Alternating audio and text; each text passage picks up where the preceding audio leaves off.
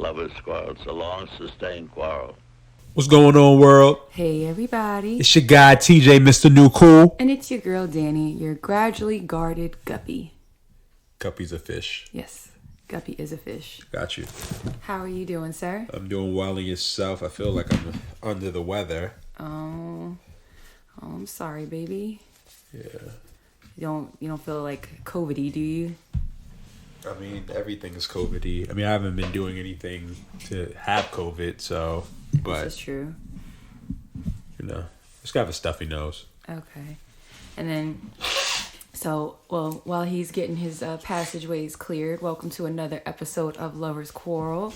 Thank you for bearing with us since we did face some technical difficulties and parenting things going on last week that prevented us from kind of being present with you all, but we are back.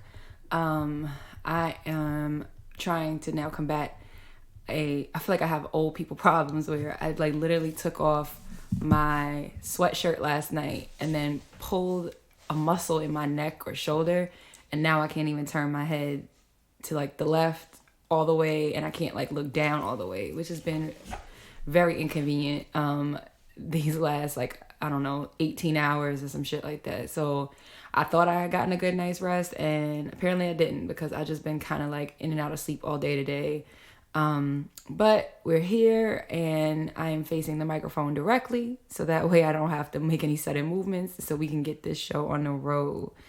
But yeah, I'm just glad to be back, and let's ready to get into it, babe. Yeah. All right. So as always, first things first, we got our elevator, and are you going up or are you going down? I'm going down. All right, I'm going up, so you can go first, so we can kind of end on a high. Well, I'm doing down and up, so... All right, so you can still go first. So, going down. Yes, going down. So, I'm going down because it kind of will go up in this as well, because I do have another up, but it will go up. So, my down was that I had come to a realization that I've let my frustrations with work be taken out of my loved ones, and it's not fair to them, and it has kind of put a toll on me, and so that's the negative. The going up is that I'm going to put into place some things to keep it separate, and just try to be more mindful of the separation, if that makes sense. Mm-hmm. While 2020 has been an amazing year for us, I try not to complain as much, but, work has kind of taken its toll. Yeah. And, I think the toll of just being home and not being able to go anywhere, not being able to see your family, not able to really do anything has taken its toll as well. And then just the frustration with how work happens, and the things that happen at work sometimes can bleed over, because again, your home is your office, and so it's kind of hard for it. If I was still going to the office, it would be different because I could just shut off, but I can't shut off because my office is my home. So that's my down. My up is that I'm going to make sure that I work on that. And then my other up is American Skin. I think it is... I know it's a phenomenal movie. It was well written, well directed. It gave me every emotion that I wanted. It was filmed in a documentary style. And it was just an amazing movie. I think everyone needs to see it, especially African Americans. With everything that's going on in the world, I think you kind of need to just see this to kind of, at least for me, it was triggering. I will say that, but it gave me what I needed during this time, if that makes any sense. I don't want to go too in depth into it because then I'll maybe giving up too much of the story or whatever. But what's that? Nate Parker is the lead. He wrote it, he directed it, and it was put out with Spike Lee. And after seeing it, it's definitely become one of my top 5 movies. And it's kind of funny because Spike Lee has 2 of my top 5 movies. So American Skin is one of them, and Bamboozled. And they're both movies that are portraying the struggles of African Americans, but it's really thinking pieces. And I think that's the most important thing. But that's what I had. Well, I also thought like American Skin was definitely a powerful film. I think the only thing I would argue with you is that it's a movie. I mean, it's a movie I think everybody should watch, but I think it's especially important. It's kind of a movie that I think white people should watch, in the sense that it reaffirmed what we already know about our experiences being Black in America. But I think it's one of these movies where like white people need to watch it so that maybe they can get a clue about what it is.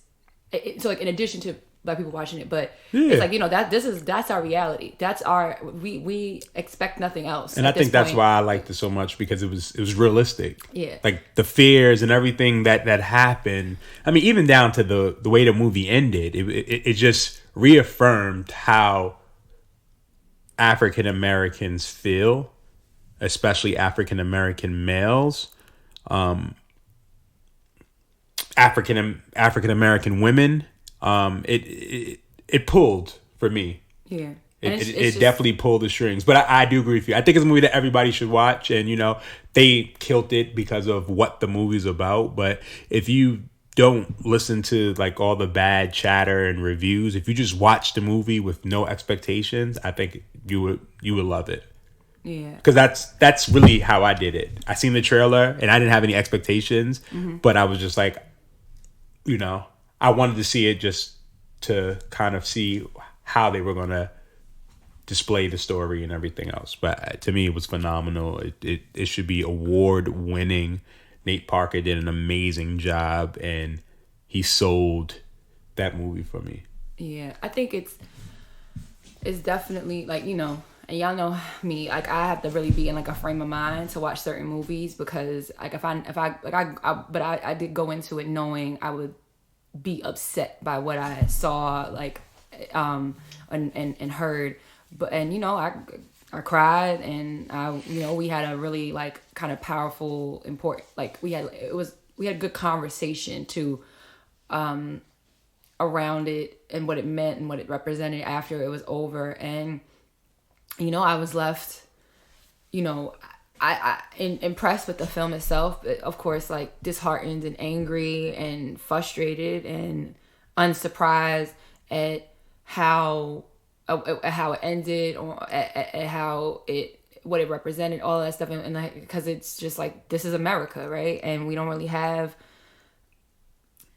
we as Black people, we kind of know what it is, right? And just like how the storming of the Capitol, the insurrection, the coup attempt, whatever you want to call it, like I don't know a Black person in America who, at least that I know, who was surprised by what they saw. It was just more like, oh, they finally kind of did it type of situation.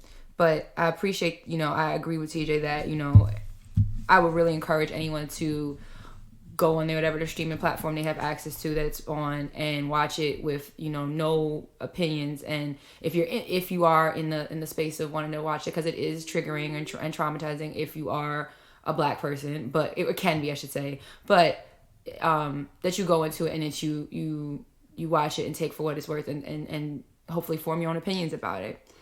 I am going to keep going up, and I just really like recently have had some really like restorative conversations with some friends of mine, and I just kind of wanted to share about that.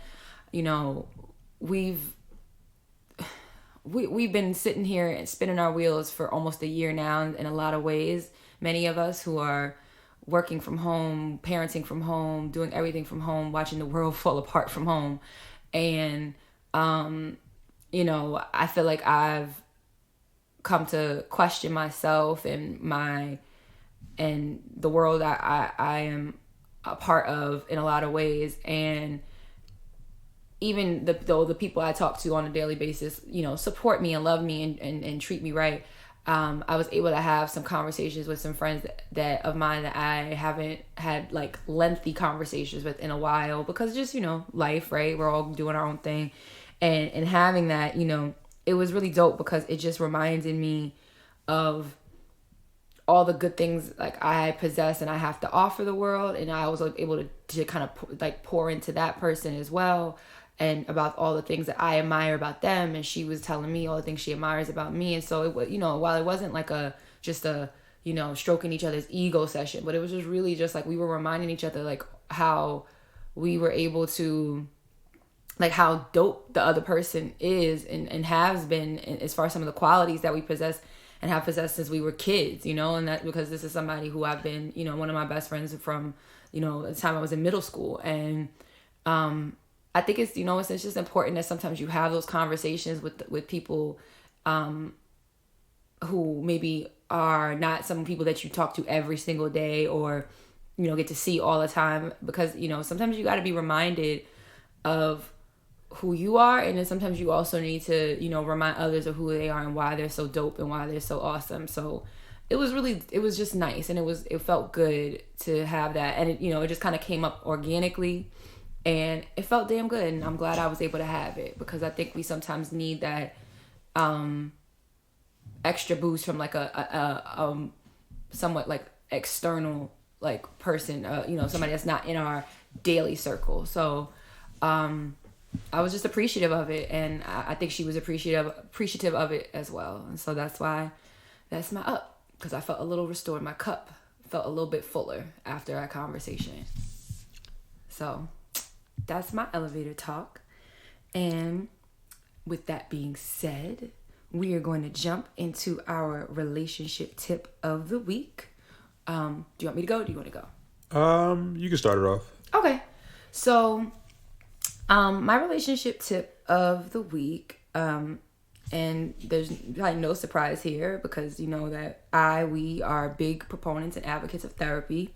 But for my my couples out there, and even some of my families, you know, the couples or family dynamics out there, I think it's important that you go to, not only do you go to therapy for yourself as an individual, but that you also go to and initiate like couples therapy or family therapy, and do it not when shit is falling, just when shit is falling apart, or you feel like you're at a crossroads in your relationship. Like, do it when things are, you know, in general okay, or, you know, there are areas that, you know, there could be better and that you need to work on, but not when like the ship is sinking.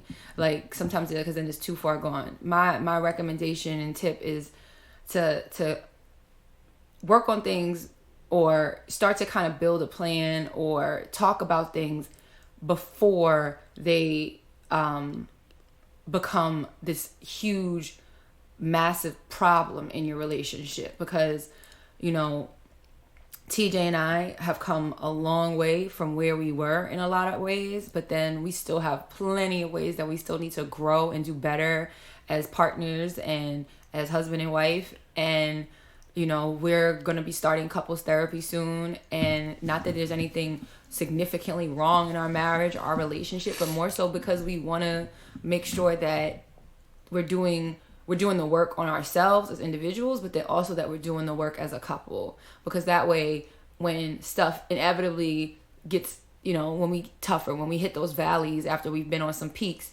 that we've got the tools and we've got the strategies on how to best communicate with each other, about how to best support each other, about how to best, you know, get through it. And, you know, I just think that it's always important to just make sure you have those things already lined up in order to be proactive instead of reactive. And that is my relationship tip of the week. What you got, babe? My tip for the week is learn how to disconnect with people. And this came from one day me and Dani were not really rocking with each other.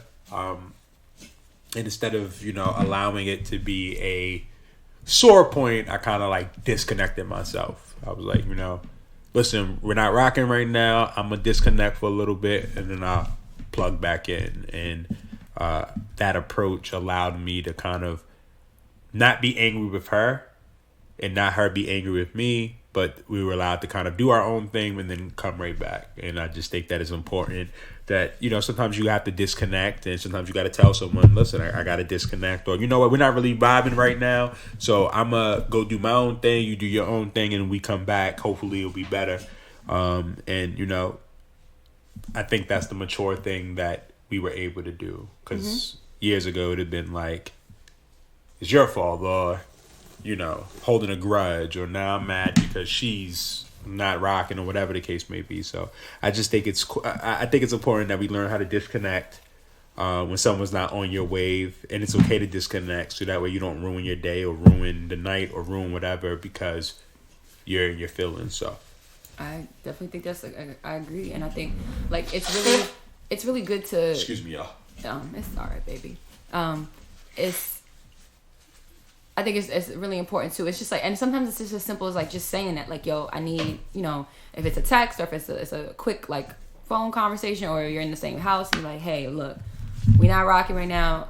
Instead of us taking jabs or doing whatever, like, I'm just gonna take a step back, like, understand, and like just being clear that like you're taking a step back, and that you're not just being like you're icing the other person out, but that you're taking a step back for yourself, so that you could collect yourself and, you know, get your bearings and get yourself together. Because sometimes we just want to be by ourselves, or we just don't want to be bothered, and it doesn't necessarily have to do with, even if it has to do with the person, like you're not rocking with them great at that moment, it doesn't mean that the disconnect is like another like jab, you know what I mean? Like, I think that if you get what I'm saying, babe, like it's not another jab at the person, like, I'm not talking to you because I'm mad at you. It's more like, no, like, we're in a weird space right now and we're not vibing, so I'm gonna go to we're gonna go to our respective corners to get ourselves together, or I'm gonna go to my respective corner, I'm telling you so that you're aware. We just wasn't on the same vibe. That was it. It wasn't like something specific had happened. Yeah, it was just like it was awkward, if it makes sense. Like, I get it. We just wasn't on the same vibe, and for me it was just easier to just be like, you know what, let me try something different,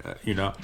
And it worked for me, so I feel like, you know, it's okay to do that. I mean, listen, everything we do it's got to be beneficial to you and your partner, you know. It's just our tip based off of our life, based off of what worked for us. Absolutely. So. And I mean, I've done it. I feel like I've done that too, where it's just like, yo, I need a minute. I think I could stand to do it a little bit more like clearly, like, I need a minute, or can we like take a space or whatever, because, you know, we all need that sometimes. It's just important sometimes that you communicate about it, or you say something about it, so that way there's no room for confusion in that moment, you know?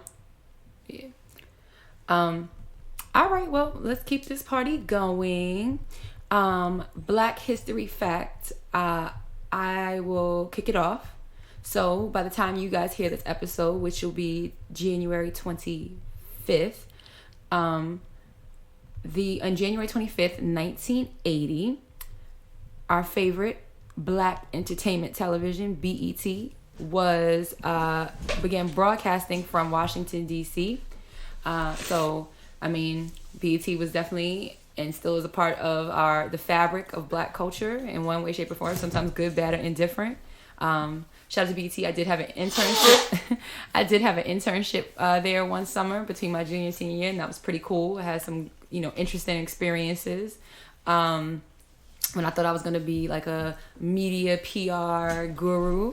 So yeah, that's my Black History Fact. So, you know, for what it's worth, and however you feel about BET, they are a part of Black history. So that's my fact for the week. My fact is that my good fraternity brother, the first African American Supreme Court justice, passed away on January 24th, 1993. My brother, Thurgood Marshall. Yes. He was also played by the Chadwick Boseman. Yes. And I wanted to just highlight my good brother. So yes, shout out to Thurgood Marshall.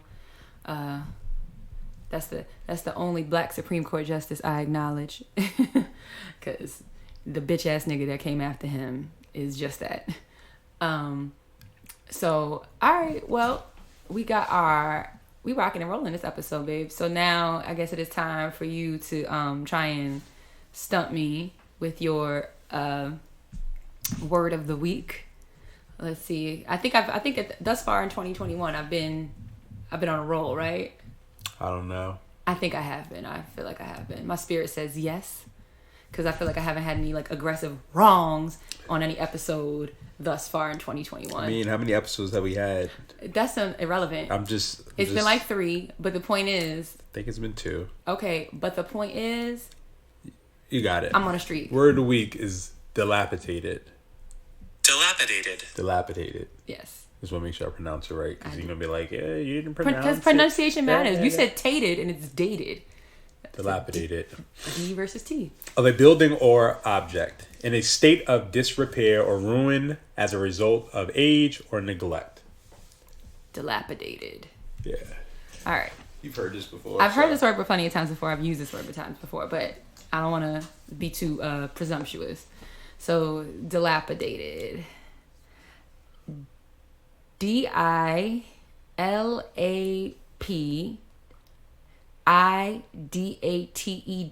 Dilapidated. Say it one more time. Sorry, I wasn't paying attention. Really, nigga? DILAPIDATED. Dilapidated. You got it right. The champ is here. The streak continues. You don't seem that excited. Okay. Well, I'm excited because I'm spelling words, kicking ass, taking names, doing the things. So, thank you. I'd like to thank Oxford and Merriam-Webster. You're doing a lot right now. Well, I appreciate it. Thank you for putting a little pep in my step for spelling my words correctly. And the streak continues. I'm going to try and keep this up. Let's see how far I can go in 2021. Don't worry. The streak will be ended soon, so. Whatever. You know. Maybe if we record again next week, then I'll be able to beat you. We are going to record again next week.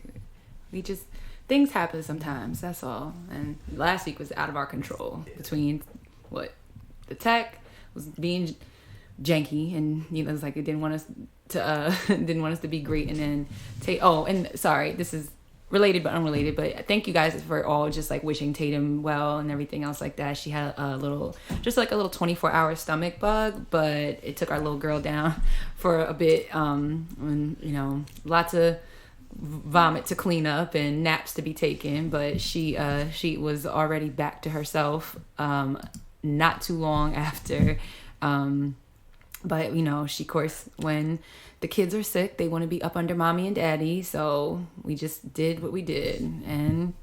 But thank you all for just wishing her well. That was really sweet, and we really appreciate it. And before we go into our quarrels, I wanted to give a happy birthday to my fan favorite, my lover, my guy, Davin Oglesby. Happy birthday, Davin! His birthday is the 26th. It's a Tuesday. Oh. So, listen, he's one of our avid listeners. You know what? Him being an Aquarian makes even more sense now. So, the man of few words, but when he speaks, you listen. Yeah. I get that. I would be remiss if I didn't give him a huge birthday shout out. So happy birthday, my guy. Happy birthday, Davin. Woo woo. All right, now let's get into this quarrels. All right, so we got like 2 mini quarrels for this episode, and I think that they're ones that come around for anyone in a relationship or really any kind of ship, but specific to what me and TJ go through sometimes. So the first question that we wanted to kind of talk about was, kind of where's the line between complaining and nagging versus trying to hold someone accountable? When does it become one, not one, but the other, or vice versa? As soon as you open your mouth. Shut up. See, straight nagging. I don't nag. I damn sure don't nag. You think I nag? Yes, all the time. What do I nag about? What don't you nag about? Okay, what do I nag about? Because I'm gonna be like you. As soon as you open your mouth, it's just a nagging. Examples. You nagging right now. I'm not nagging. You are. I'm holding you accountable. No, you're not holding me accountable. You're nagging. I'm asking you for examples. Like you always ask me for examples. You want me to give you timestamps, dates, and receipts. So if I nag every time I open my mouth, what are the things that I nag about? I'm just saying it jokingly. I know, but still. When is it complaining, nagging versus holding someone accountable? I would say it's nagging when it's like,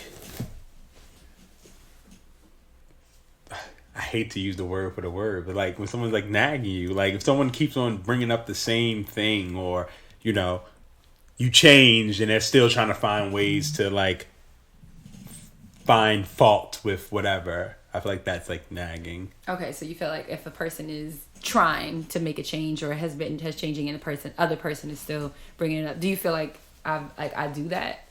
I don't know, Danielle. So I feel like I know I don't nag. So I feel like most of the time, no, you don't. When do I nag? So I would say that.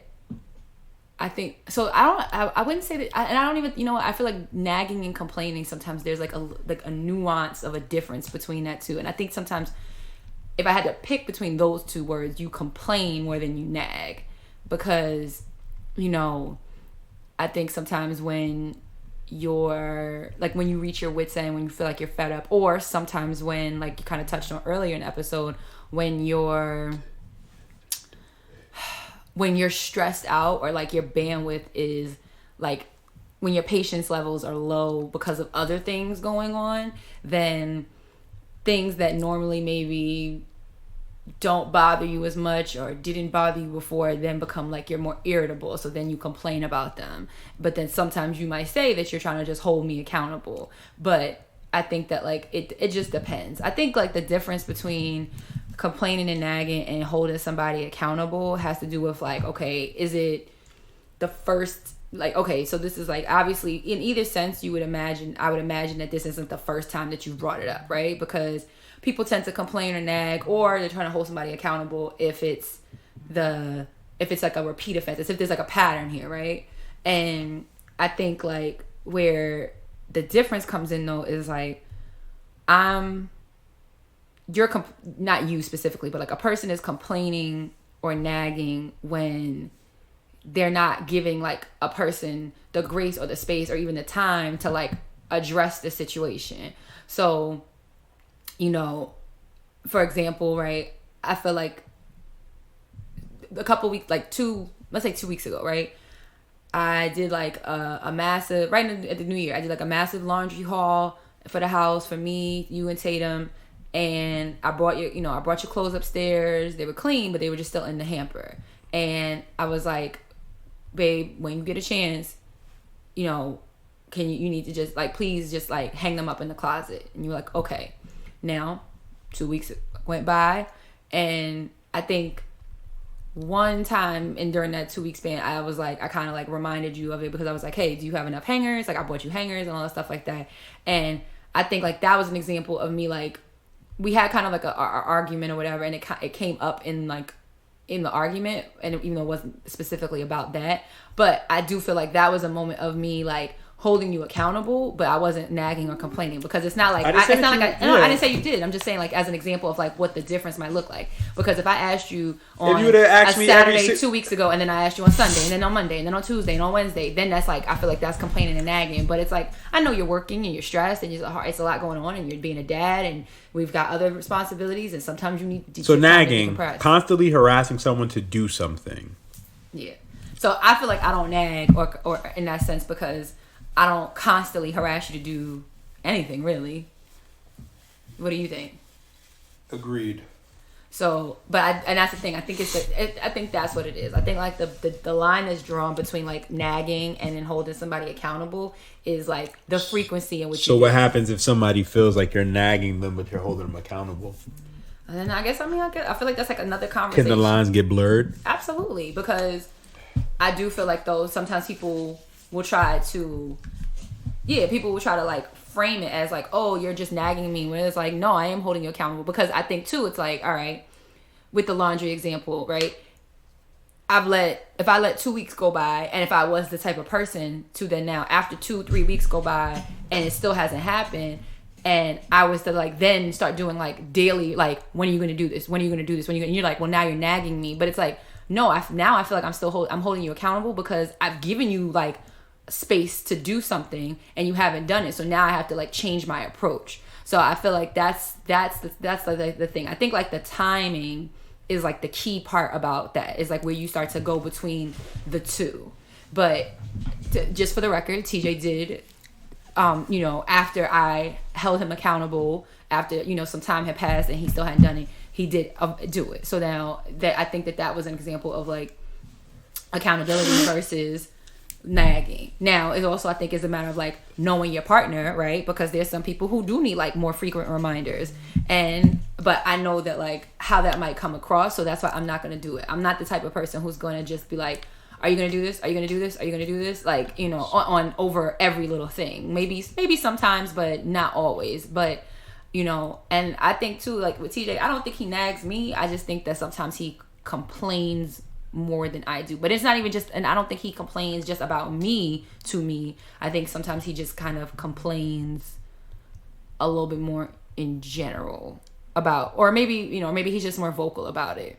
So I don't know. I think that there's like it's a nuance, but there's definitely a clear difference. And I'd be really interested to talk to you guys about that and hear what like your stance is on like, how do you balance between like nagging like and accountability, or like complaining versus trying to hold somebody accountable? Because people will try to like pull that stunt on you where it's like, oh, you're nagging, and the person's like, no, I'm just telling you, like, you said you were going to do this, you're not doing this, so I'm telling you you're not doing it, and then or whatever. Or sometimes it can turn into that, because it's like, yo, I have to keep repeating myself because you won't do what you said you would do. And then that's where like that line kind of gets skewed. So I don't know. I think I would be really interested to see that, to hear like how people do that, especially because like accountability is a term that like gets tossed around so much these days. And I think that like, even with like accountability, like some people want to use the term accountability or say they want to hold people accountable, when really it's just like, I want to tell people like about themselves. I don't know. I think that that's another conversation, because accountability is such a buzzword, but I think sometimes it can be abused, because people maybe want to use the term accountability as a way to like complain about someone else, about what they don't get from someone else or what they're not hearing from someone else. Well, I mean, there's definitely a difference between holding someone accountable and nagging somebody. So I think that, like holding someone accountable is like if your child said that they wanted to maintain a certain GPA and you see that they're slacking, you hold them accountable. Mm-hmm. Yeah, I think too, like, even with that point, it's like there's even a thing too with like accountability has to come with like I think accountability also accompanies that is like a change in behavior from the person that's like doing the accountability holding, right? Like if Tatum was failing a class, if she was like failing classes, we would hold her accountable by there being like a consequence, yeah, or something like that. Because if it's just complaining, if I'm like, we're just like, you need to get your grades together, but there's no like action behind it, there's no change behavior even on our part, because clearly just saying something to her isn't going to be enough. No, so we would have to change our actions 100% to be the accountability partner. So I think even in like parenting and relationships, like the person who's doing the accountability holding, that person also has to be accountable, and they would have to change their ways and change how they do things, so that way they can hold somebody accountable the right way. Exactly, because you're not gonna see a behavior change unless you are a part of it. You gotta live it. Absolutely, because I think like, when I was teaching, that was the thing too. It was like, if my students, if I didn't hold my students accountable for getting to class on time, like I had like, there's been times where like I had a student who was like habitually late to class after lunch, because they had my class right after lunch. I would go pick up the class. They always want to duck and hide out and like trying to like hide in the bathroom and this and the other. And so, I speak to them and I'm like, you need to get to class on time. You're missing your warm up. You're missing the first 5, 10, 15 minutes of class. And then you don't know what the hell is going on. And if I keep saying stuff about it, then and not following up with that action to hold them accountable, then it's different. So what do? It becomes, all right, I'm letting your mother know. All right, you still doing it? Oh, we're having a conference. Oh, you're still doing it? I'm locking the door. Like, and like now you can't come into my classroom, because if I don't change sometimes something about myself and how I'm interacting after I've given like space and time for that person to change their behavior, well, now I have to change my behaviors. I have to change my actions in order to get you to understand that your shit needs to change. And I think that applies to, you know, a lot of different dynamics. Like sometimes you got to show people how to treat you. And maybe that's why sometimes nagging and complaining doesn't work all the time, because it's still just words. Sometimes the accountability part has to be accompanied by action. And you know, in the best case scenario, it's the actions of the person that needs to do, like, that has the problem and needs to do the fixing. But sometimes it has to be within yourself and how you engage with that person. And I think like that's a big thing. And I think that like it's important that we do that. But, you know. So what made you come up with that as a quarrel? Because I think that sometimes in the past we've kind of blurred the lines between the two. And I think that, you know, even to the extent like where you said like you were holding me accountable, you were trying to hold me accountable for something, but it came across to me as you were just complaining to me and maybe not taking into consideration other things that were going on and why I wasn't doing whatever you wanted me to do. But also, and like, I think that just sometimes it's just the lines could get blurred between the two in relationships sometimes, because sometimes it just is complaining and nagging, and sometimes it is accountability holding, but both require one person telling another person that something that they're doing or not doing needs to change. But I think it's the how you're going about it. It's the frequency in which you're bringing it up. It's those things. So I think it's like, that's why I kind of thought about it, because I'm like let's like dissect it a little bit more to see like where's the line drawn with that, where's the nuance found, because it's not always as simple. Some things are obvious, but sometimes it's a little bit more, you know, it's a little bit more complicated than that. So what do you think?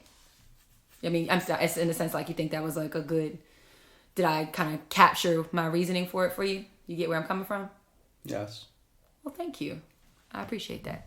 I'm just making sure, because you asked me like why I came up with it. Yeah, that's it. But go ahead. All right, so I'm gonna go to the next mini quarrel for us, and it's just a quarrel. I call them mini quarrels because they're like, because when we have more than one, I feel like, because I know they're not like whatever. I don't know. All right, just the semantics thing. So, what's more important? Being present in a relationship or providing in a relationship? And do you want me to kind of give you my definitions of both to make sure we're on the same like wave? Yeah, and probably context. Well, go ahead. Okay. So what I mean by, I'm sorry y'all for keep on blowing. So what I mean by being present is like being in the moment, like being there in both, like not just in body but in like mind and spirit, like you know, being engaged as opposed to providing, which is like making sure that your household or your relationship is able to like stay afloat, like looking at it from like a financial perspective or a responsibilities, like, you know, the responsibilities perspective. I think it varies on the couple and the relationship and what's important to you. Mm-hmm. So I'm going to say, I mean, I do think both are important, but I feel like being present kind of trumps being a provider. I think like you obviously can't be in a relationship with somebody and like be building with somebody and share life with somebody if you don't have the provisions part covered. Like you want to make sure like the bills are paid, the lights are kept on. But what if that works for that couple? What if for that couple, they don't have to be around each other as long as everything else is good? Like they may see each other once a week or twice a week just because that's how their schedule works, but it works for them. Are they present in those times? I guess that's my question then. Because then, I mean, the frequency, that depends on the person. To me, the frequency, that does vary. Like, that's whatever works for the couple. But in that time, if you're not present, like, if you're just making sure, like, all the bills are paid, but you're with somebody, I feel like then you're just, like, roommates. Or, like, you're, like, that's that. I mean, I'm trying to think about it because, again, there's been times that we're in the same room and we're not present. I agree. And I think so. But does that mean that we're not a good relationship? Does that mean that we're not going to make it? No, because we also have times where we are present. It's not always going to be perfect all the time. But what I'm saying is, like, when you think about in the grand scheme of things, like, which one probably matters more, I think present trumps providing just a little bit more. It depends though, because again, you could be present and broke. You could be present and not live the life that you want and be miserable, so you can't even be present. Or you could not be present but be provided for, and you live in the life that you want. Yeah, but I also think like let me give you a little bit more context, right? So in this kind of disagreement that TJ and I had not too much, like in the last week or so, one of the talking points that came up was around Tatum, because TJ always, he's an amazing father, but he talks about how he wants to be, he wants to give Tatum the world. He wants to do right by her and everything like that. And of course, what parent doesn't? And the same goes for me. But, and in part, like, kind of touching on what he was saying in the beginning of the episode with, like, work stressing him out and things like that. He's been working so hard and he's been stressed out. So sometimes it seems as like he's unable to, because he's so busy trying to provide for us and for her, that he's not as present as he maybe could be with Tatum and with us in some moments. And, and ergo, like, as a result, like, Tatum is like my shadow. She follows me from room to room. She wants, she comes to me first and everything else like that. And I mean, what it makes me realize, it makes me feel is like, mommy's girls and daddy's girls and mama's boys and daddy's boys aren't necessarily a matter of just a simple matter of preference that like a child has, but it sometimes has to do with like who is like more like present with them on a consistent basis. Now, it's not to say that TJ's never present with her, that she doesn't like TJ or anything of the sort. So please don't ever get that misconstrued. But I just think that I see I notice a difference there. And so I know that TJ really, is always going to work and bust his ass to make sure that we as a family are good and that we are provided for. But I think that sometimes being present, will be the things that when Tatum, as children get older and look back on, because if even we think about our own childhood experiences, do we think more about how much, how well provided we were by our parents? Like, because we both grew up where our needs, our basic needs were met and then some. We were definitely not lacking anything as children. But when we think about the things that we wish we might have had or that we look back fondly on, I think we think about our parents and as far as like how they showed up for us, how they were there and present with us. And I think it applies in parenting, and I think it also applies in relationships. Like, I think it's a matter of like, providing is important. It's imperative. It has to happen in order for a family or a relationship to stay afloat when you start to build a life together. But being present is going to be and those memories and stuff like that, that's what people are going to remember in the long run. So I think that's why it holds a little bit more weight in the grand scheme of things. So does that like help like make sense of it a little bit more? At least where I'm coming from, I should say. So you're using it because you feel like I'm not present, or? I feel like sometimes work and other things that are distracting you or frustrating you sometimes don't afford you enough time to be as present as you would like to be with her or with us. And I think that like it's important that, really more than anything, I think it's just important that a balance is found. That's really what I think. It's hard to find a balance when you've never experienced something. And I think that's the thing. Again, I do want to be more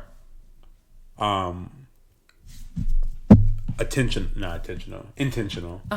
I want to be more intentional with spending my time and how I do things and stuff like that. But I also feel like in my career, the things that I'm seeing, it's kind of like I can't not go 100% because then things won't get completed. So it's kind of like starting with a new company, or again, it's a new position. I'm learning things differently. I'm learning how things work. We're changing things, so it's not as simple. I would love to be able to disconnect, but I don't feel like I have the ability to, especially during a pandemic. And those are the things that I'm trying to navigate. But when you said it definitely hurt my feelings. It definitely made me feel away, but the truth hurts sometimes, and you just got to accept it for what it is, and, try to be, like you said, be mindful, I do feel like I am present with Tatum, but maybe I'm not as present, or whatever the case may be. So it is something that I just have to work on. But, I mean, I think it's hard not to have both.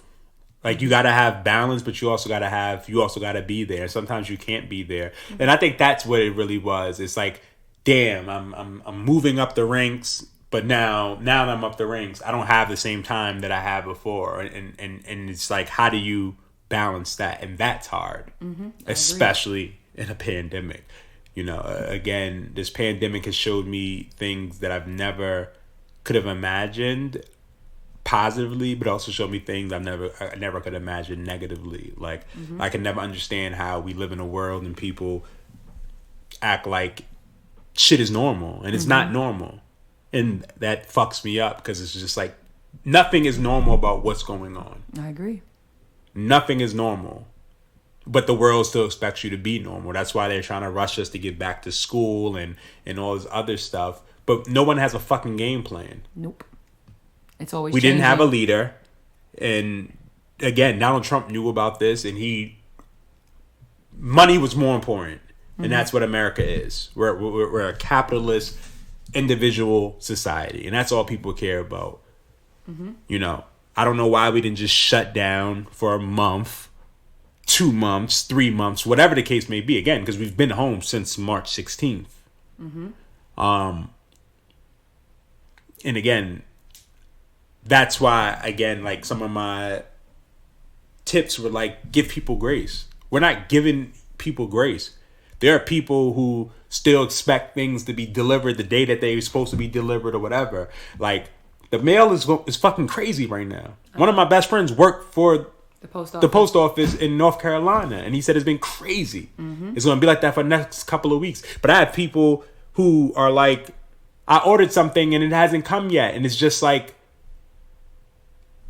I get it, but also, demonstrates patience. Do you not understand that the post office, like, I literally had someone tell me, like, well, I ship stuff all the time and it comes out regular. Okay, you're lucky then. Exactly, good for you. Because I've shipped something from Maryland to Maryland and it's still showing as pending via FedEx. From Maryland to Maryland, and it's still pending to be shipped. So just because it worked for you doesn't mean it's going to work for everybody, and that's where the grace comes in. Understand where we're at. So, yeah. Say that to say, I think that you got to do both.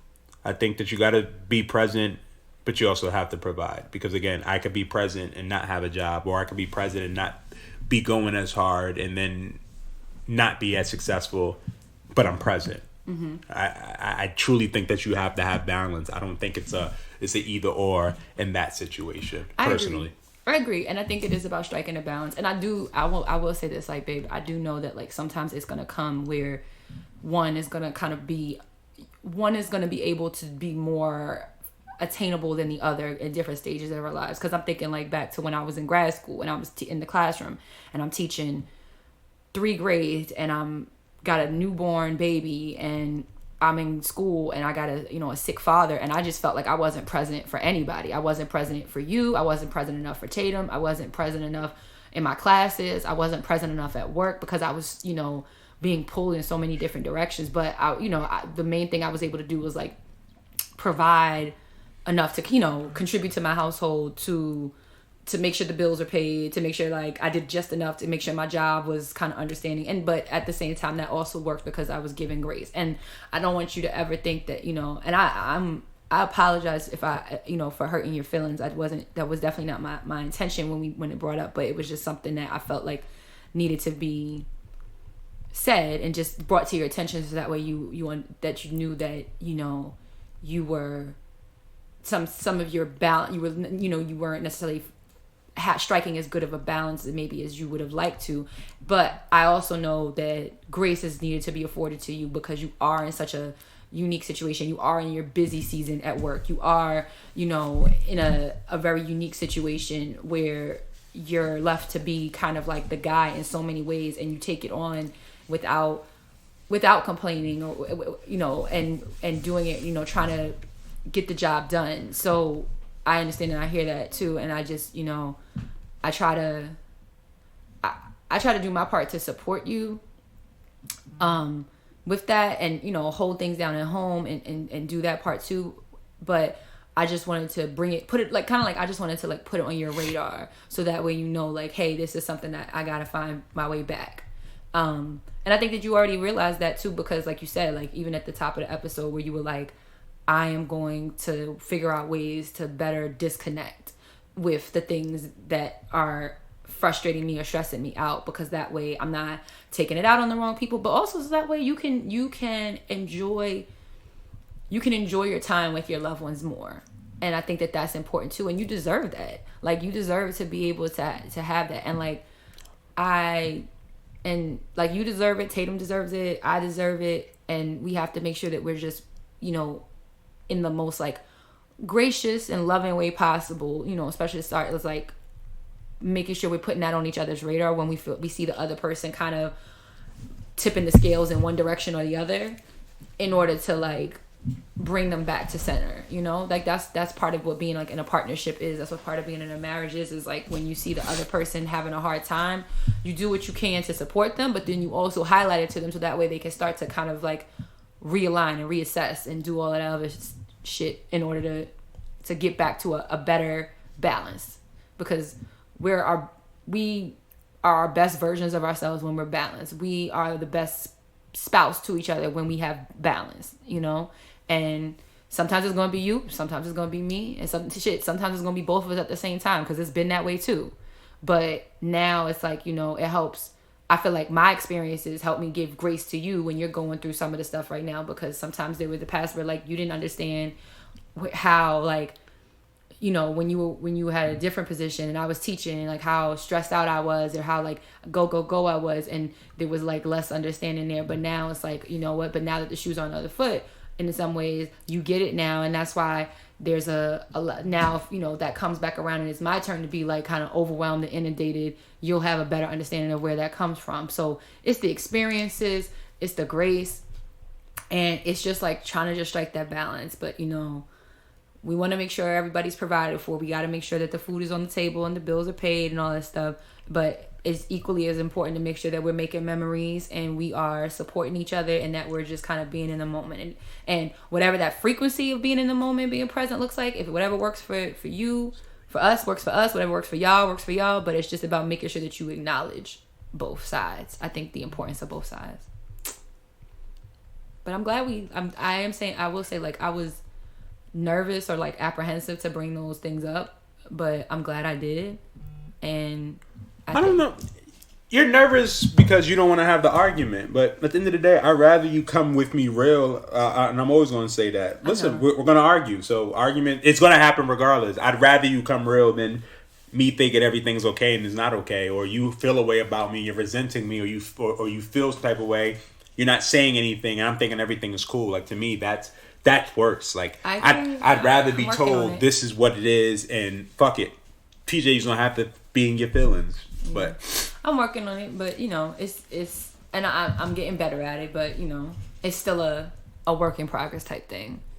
But I don't know about you, but I feel better. Like, even now, after kind of talking through even both of those like dynamics, these like quarrels and stuff like that, because I think that is helpful to us, and hopefully it's helpful to y'all too, because I think anyone who's in a relationship and or in a relationship and have children know like this is it's a constant battle. But I think that's all I got. That's it. That's all I have. All right. Let's wrap this sucker up. All right, y'all. Well, you know what? This has been another episode of Lovers Quarrel. You know where to find us on on Instagram at Lovers Quarrel Show, on Twitter at Lovers Quarrel 7, and make sure you email us your feedback, thoughts, headaches, heartaches, comments, concerns at loversquarrelshow@gmail.com. We will see you all next week. We will be dropping another episode. Thank you for being patient and bearing with us with last week. And as always, I am your girl, Dani. And I'm your guy, TJ. And you know that we fuss. We fight, but we love. Bye.